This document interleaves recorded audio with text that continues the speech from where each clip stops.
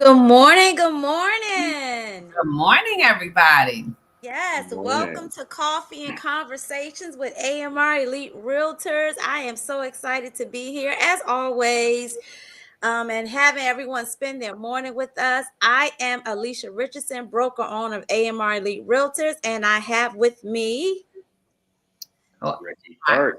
I am uh, I am Mashana Perry with Making Moves Happen Realty in Charlotte, North Carolina, and Realtor with AMR Elite Realtors. And we have a special guest today. So, Mr. Ricky Clark, can you introduce yourself to our guest?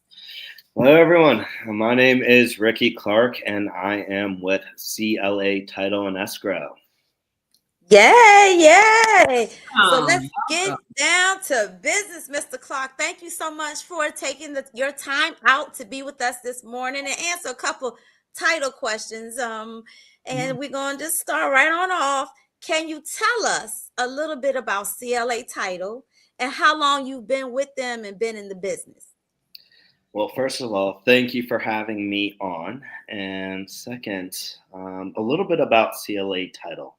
We're basically a full service title and escrow company serving Maryland, DC, Virginia, and Florida. We're licensed in about 30 other states. We've been around since 2010, and in that time, we've built a reputation for being more than just a settlement company.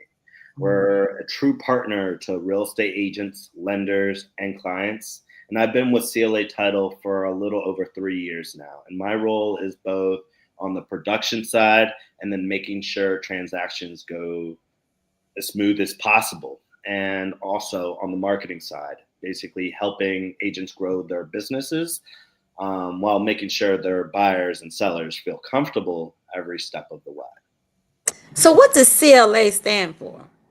So CLA is basically the last initials of the owner. So the Oh, CEO is John Coaster, the C, and then the second one is Matt Landsberg, which is the L. And then they were supposed to actually have another partner on board with the last name starting with an A, but I guess he didn't end up moving through with it. But they ended up keeping his last Oh, initial on there. okay, okay. okay, that's interesting. I don't think I ever knew that. Yep. Yep. So now, with that being said, some of our clients, they really don't understand the job of the title company in the transaction, which is so important to this entire process, right? So can you explain to our buyers and sellers exactly what a title company does? Yeah, and that's a great question. So a lot of people think the title company is just where you sign papers, but it's a lot much more than that. For the buyers, we research the property's history to make sure there are no unpaid liens, back taxes, judgments, or ownership disputes that could come back to haunt you. So we also issue the title insurance, which basically protects your ownership. And title insurance for real estate protects you for anything that's happened in the past. Mhm. As for the sellers, we make sure you're able to legally transfer clear title, pay off any mortgages or liens, and walk away with your proceeds. For both sides, we act as a neutral third party, handling funds, preparing closing documents, and ensuring compliance with state and federal laws. So think of us as like the referee of the transaction, making sure everything is fair, accurate, and legally sound. Okay. Okay, okay, yeah, because a lot of people don't realize they have to use a title company. They're like, Yeah. what is that about? And Yeah. so on staff, you also have title attorneys Hmm. that can handle legal parts for them, Yeah. correct? Yeah. So typically, our attorneys will typically jump in whenever there is a legal issue. Again, we're not here to represent the buyer or the seller, but if there is a buyer that wants to back out of the contract and there's no real reason on why they want to back out, well, that's when our general counsel will be like, well, you can either get your earnest money deposit back or you lose these funds and it goes to the sellers. So, Mhm. um, our general counsel has actually been in the business for 30 plus years, so he's very knowledgeable, and he's able to definitely educate buyers and sellers on what's right and what's wrong, and just giving them that peace of mind. So, with that being said, I'm leading into this concerning trust because there's a whole bunch of legal ramifications to how trusts work. And, of course, you get an attorney to set it up for you. But when it comes to the title and the transferring of the property, can you tell us the goods and the bads, or just a little bit about trust that you are familiar with, like a scenario of something that's happened? Well, so trust can be a very smart estate planning tool, but they come like with the pros and the cons. So the good is they avoid probate, which makes transferring properties after someone passes much faster and less costly. And they can provide privacy since trust documents aren't public, just like the wills are. And another thing is they give families more control over how and when the heirs can inherit that. Now, the challenges to that with setting up the trust, it involves upfront legal costs. They're not cheap. It is pretty pricey.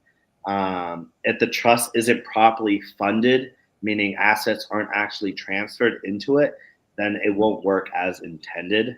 And not every lender or title company is equally experienced in handling these trust transactions. So you want to make sure that you're working with a title team that knows exactly what they're doing. That's interesting. Yeah. So, with that, any professional suggestions on heirs that are preparing to work with a title company after the loved one is deceased? Yes. So the best thing that I would highly suggest that the heirs can do is to get organized early. So before you guys even go on the market, gather these items before starting the sale process. So the first thing that you can do is the original deed to the property, a death certificate, estate documents like wills, trusts, or letters of administration, and most importantly, the contact info for the estate attorney or personal representative. Heirs should also expect that the title company will need to verify authority to sell, whether that comes from probate court, a trust, or any other legal documents. So the smoother those pieces are in place, the faster the title company can help get the property sold. So there aren't any delays. So where's the easiest place to get an original deed? Can they just go to public records? So you could either go to public records. You could also reach out to the title company that you previously closed on, and you could just say, hey, we closed on this property. Here's the address. Can you provide me with the deed? And they typically should have it. Now, if that title company no longer exists, you can honestly go to any other title company to receive that, just because we would be going to our abstractors in order to receive that deed. And see, that's the thing. So, of course, when you said some of the documents to get together, you mentioned the original deed. And I'm thinking the title company can get the original deed, because most of the time people will not have that, especially if it's a property that's been heired to them. Parents bought it and when they were 18 and now they've passed away at 80. There is not a deed anyway. Yeah. And, with CLA, we always recommend that you get a hard copy. Once you do all the closings and all that, we'll recommend you guys get a hard copy and also an electronic copy. So either save that in your computer or a file. So if anything were to happen, or if you're looking to sell and you want to make sure, if your parents pass away or whoever owns that property, you want to make sure it's either in the trust or whatever, so you're able to reach out to the right people to help you out with the sales process. Okay. So this question is kind of different, but I'm thinking like a buyer or a seller that does not know. Okay, so we know what dying, testate, and intestate is, right? So intestate is without a will. Correct. So is it possible for some, and maybe I'm asking for me too, but is it possible for someone to die without a will but they have a trust. Are they two different things? Yeah. So that right there would actually be a attorney question. Okay. I'm not an attorney, so that is technically where our attorney will be able to give the legal advice for that, on what you should really do in those terms. Got you. So yeah, legally I can. Gotcha. I understand. But I guess the thing is for me to let everyone understand, just because you have a trust does not mean you have a will. Correct. They're completely different. Right. Right. So yeah, like if you die with a will, and you have You it. can with the will. Yeah. Right. Yeah. And I think with all of that being said too, I think for our listeners is to resonate that you have to have your affairs in order. Yes. First, before you are deceased, if you're wanting to give these things to your heirs, because they're going to be, clueless on where to find this stuff, how to get stuff set up. So if you already have those affairs in order and take care of however you're going to do it, will, trust, or whatever, that makes the process a lot smoother while your loved ones are in the grieving process. And I think so often a lot of people do not have the affairs in order, which causes so much friction and just uncertainty after their loved ones are deceased. Well, how do we even handle these assets? And that's honestly why I highly advise a lot of people to, communicate that with, parents or whatever, just so, because if there isn't a trust set in place, or if there's no will set in place, it definitely is a lot more work and more of a headache to try to get an estate attorney involved to make sure, okay, are you actually related to this person that owns this property? Because there's a lot of fraud going on. Oh yeah. So, if they find out, some bad person finds out, hey, this person passed away, I'm going to try to take ownership of this property and then try to sell it and then leave the States in order for me to run away with all this money, then it's very complicated. So I highly advise everyone that has parents or anyone that owns homes to make sure that they start that process early, so there isn't any complications. Yeah. And the title company does a lot of research on it, but it's not the title company's sole job to get your affairs in order. It is for you to do it first, and then just let the title company back it up, verify it, make sure it's legit. And that's why, I try to explain to a lot of clients, they're like, what, do we have to use a title company? Why can't I just use my attorney?